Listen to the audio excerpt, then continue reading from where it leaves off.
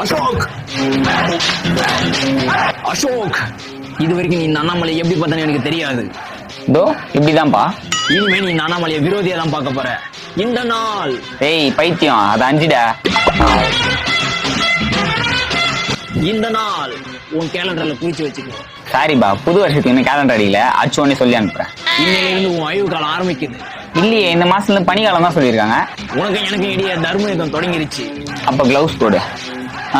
இந்த யுத்தத்துல உன்னை விட பணம், பேர், புகை, அந்தஸ்து சம்பாதிச்சு பல அடுக்குமாடி ஓட்டல்களை கட்டி. ஏண்டா கொத்தனார் வேலைக்கு போறதுதான் இவ்வளவு பேசினு இருக்கியா?